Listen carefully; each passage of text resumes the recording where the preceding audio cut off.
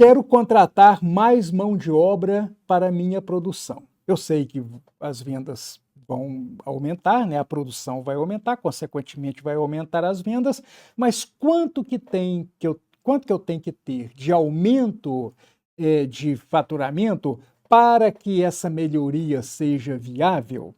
Então, é o mesmo caso aqui na relação, vamos utilizar a relação custo, volume e lucro. Vamos fazer a comparação da demonstração do resultado antes com a demonstração do resultado depois, incluindo o custo que nós temos dessa melhoria.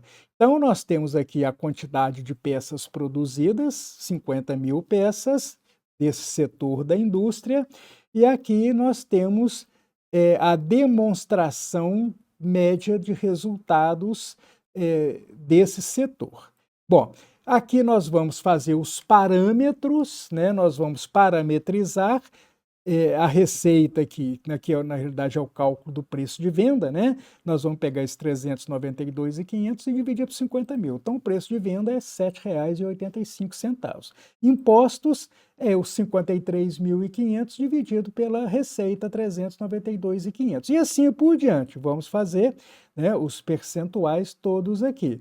Os custos fixos de fabricação vão aumentar, né? Por quê? Porque o engenheiro de produção responsável pelo setor acredita que se a indústria contratar 6 funcionários para o setor, com o custo mensal de mão de obra de R$ 24.650, aqui estão incluídos todos os custos, inclusive encargos, a produção terá um aumento expressivo. Então, nós temos que calcular o número de peças que devem ser produzidas para que essa contratação seja viável para a empresa. Bom, então, se contratar essas 6 pessoas, aumentar o custo de produção e faturar a mesma coisa, produzir 50.000 peças, a empresa vai passar de lucro para prejuízo, né? Porque vai aumentar custo dessa mão de obra. Bom, então, quanto que tem que ser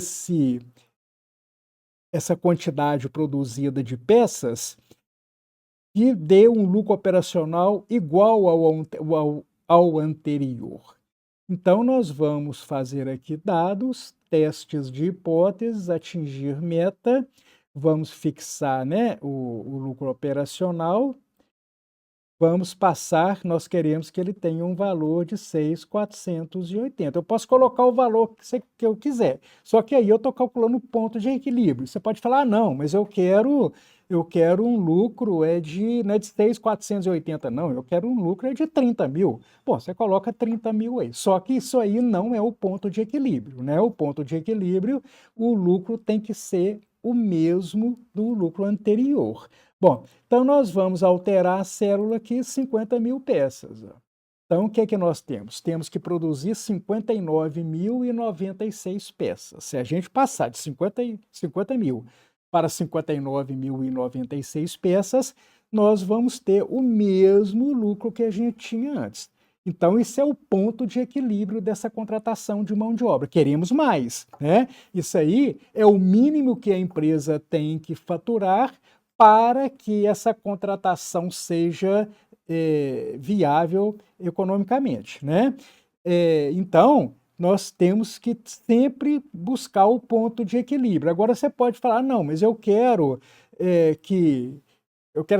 passar para um lucro de R$ 15.000. Bom, sem problema, você vem aqui nos dados, testes de hipóteses, atingir meta, você já fixou o lucro aqui, eu quero que o lucro seja 15.000. Se o lucro vai mais que dobrar, né?